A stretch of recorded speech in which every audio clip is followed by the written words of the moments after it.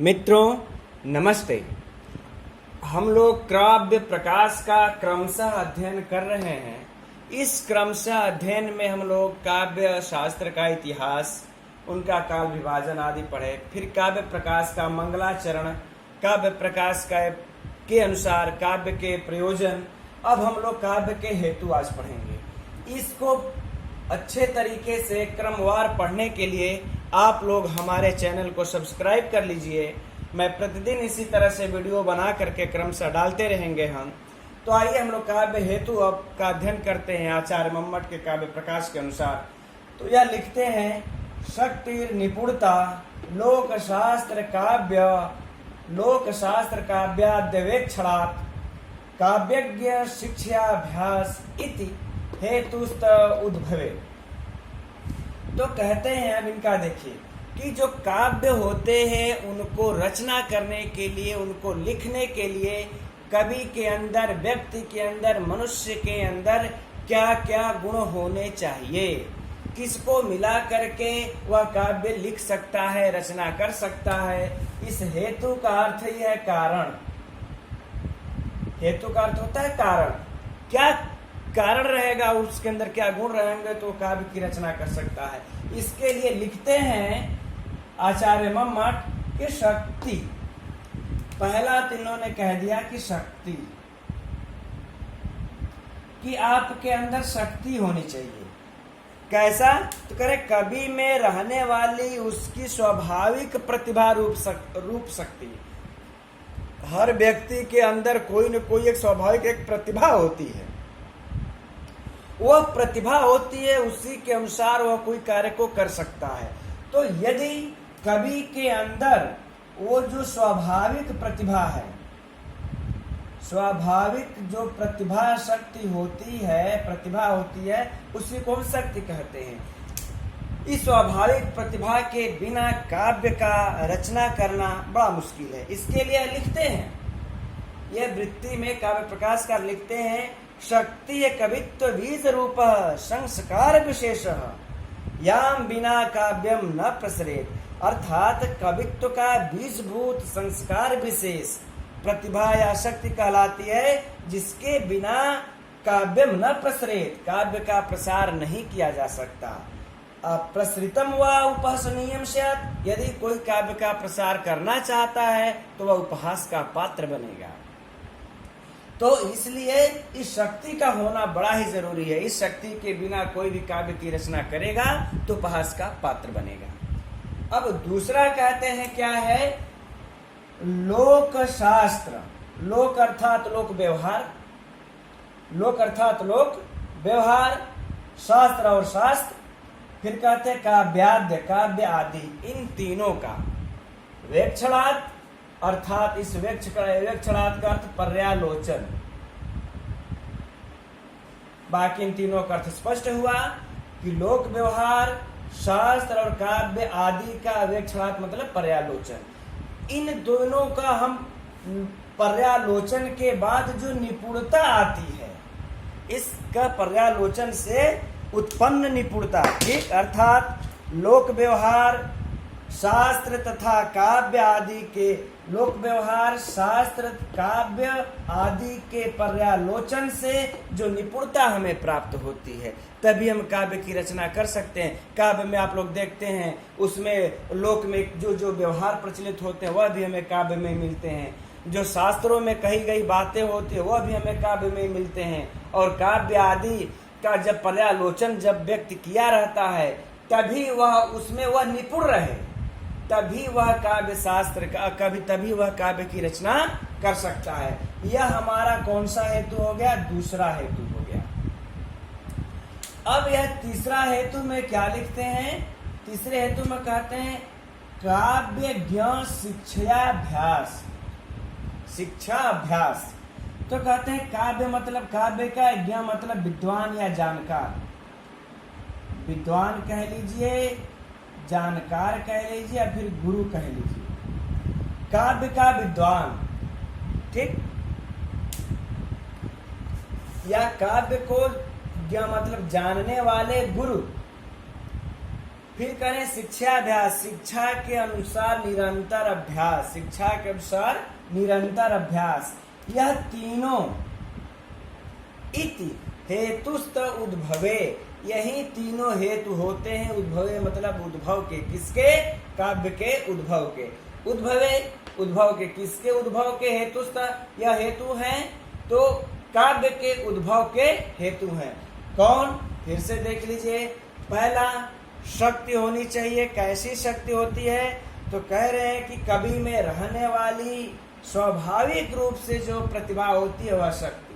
दूसरा, निपुणता, लोक शास्त्र काव्याद्य वेक्षणात्, वह निपुण हो गया हो किसमें? लोक व्यवहार, शास्त्र, काव्य आदि के पर्यालोचन में निपुणता हासिल कर लियो, पर्यालोचन से निपुण वह।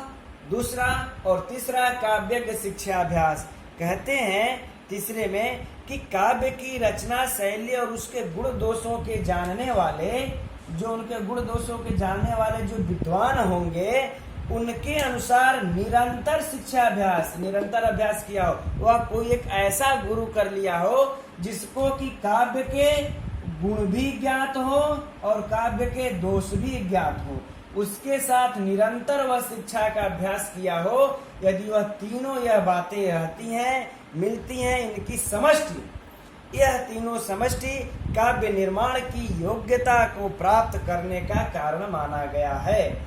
यही तीनों जो है काव्य निर्माण की योग्यता का कारण माना गया। अब इसमें आप लोगों को प्रश्न कैसे बनेगा परीक्षा में कि मम्मट ने कितने काव्य के हेतु माने हैं? 3 काव्य के हेतु मम्मट ने माने हैं। उसमें से कौन कौन से हैं? तो यह आप तीनों कह सकते हैं। इसका अब हम बार बार रिवीजन क्या करें। यह तो रही बात मम्मट की काव्य प्रकाश के अनुसार, लेकिन परीक्षा में कुछ काव्य के हेतु अन्य विद्वानों के द्वारा भी दिया जाता है, तो एक बार हम लोग उसको भी देख लेते हैं। अगला हम लोग वामन के अनुसार काव्य का हेतु जान लेते हैं कि वामन ने काव्य के हेतु को क्या दिए हैं, क्या कहें। यद्यपि इन्होंने थोड़ा विस्तृत दिया है, लेकिन फिर भी हम लोग मुख्य रूप से जो परीक्षा में पूछे जाते हैं सिर्फ उसी का अध्ययन करेंगे। कहते हैं लोको विद्या प्रकरणंच काव्यांगानि, ठीक, अर्थात पहला इनका है लोक, लोकों का अर्थात लोक, दूसरा इनका है विद्या और तीसरा इनका है प्रकीर्ण। यह 3 ही कारण, इन तीनों को यह काव्य का अंग, काव्य निर्माण की क्षमता प्राप्त करने का साधन बताए हैं। वामन के अनुसार याद रहे जब परीक्षा में आए लोको विद्या प्रकरण च काव्यांगानि, यह किसके द्वारा काव्य हेतु कहा गया है? तो वामन के द्वारा कहा गया है। और यह पूछ दे वामन ने काव्य के हेतु कितने माने हैं, तो निसंदेह 3 लगाइए। मम्मट ने भी 3 ही माने हैं काव्य के हेतु, और वामन ने भी 3 ही काव्य के हेतु माने हैं। या फिर पूछ दे लोक विद्या प्रकीर्ण, ये किसके अनुसार काव्य के हेतु हैं? प्रकीर्ण। तो यह याद रहे कि यह तीनों वामन के अनुसार काव्य के हेतु हैं।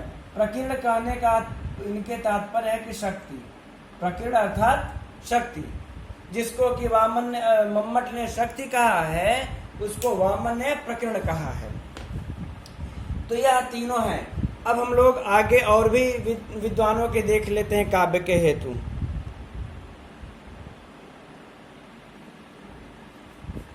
आगे लिखते हैं, आगे हम लोग देखते हैं भामा के अनुसार काव्य हेतु।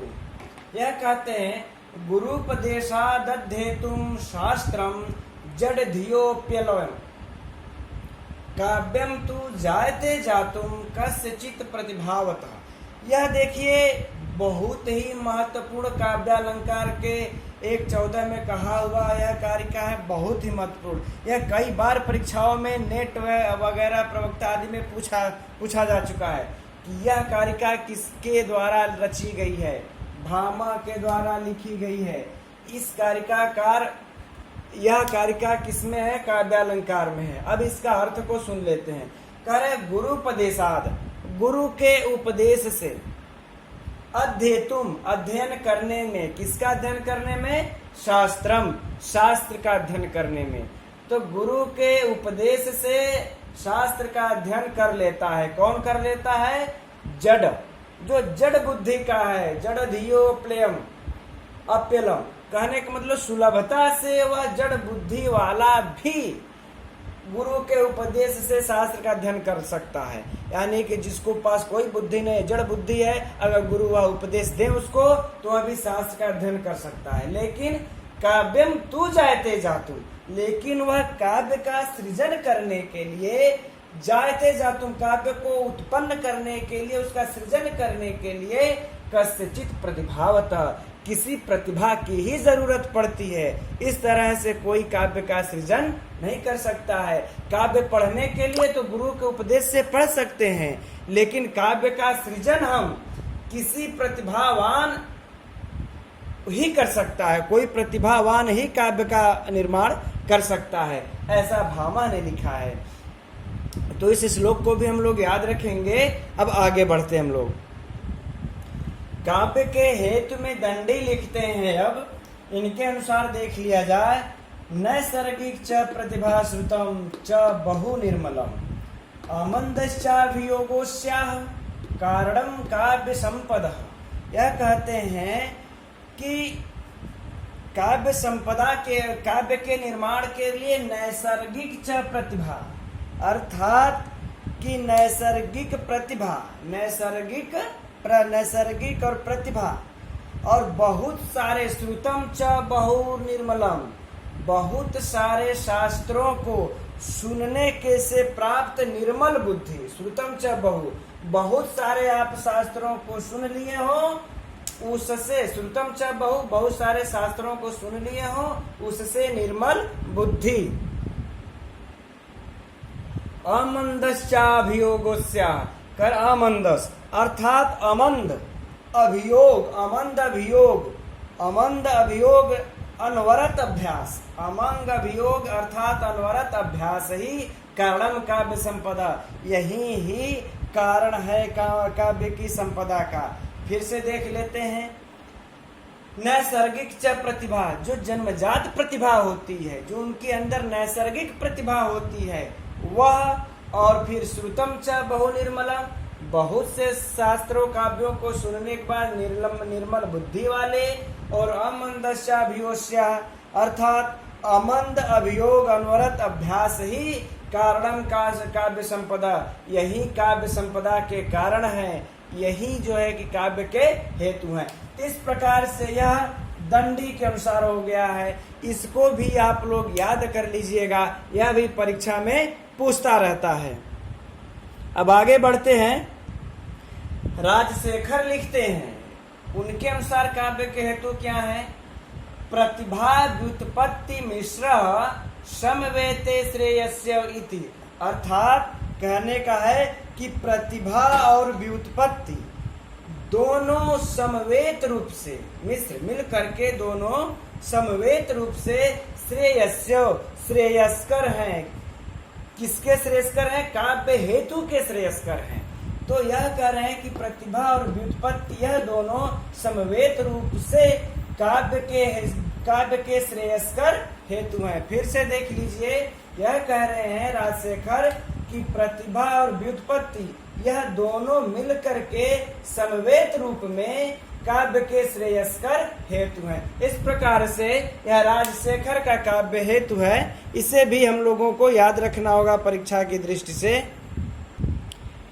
इस वीडियो में मित्रों बस इतना ही जो महत्वपूर्ण काव्य के हेतु रहे जो परीक्षा में पूछे जाते हैं। अब अगली वीडियो में हम लोग काव्य के लक्षण पढ़ेंगे, काव्य प्रकाशकार के आचार्य मम्मट के द्वारा और अन्य भी विद्वानों के काव्य शास्त्रियों के द्वारा। तब तक के लिए नमो नमः।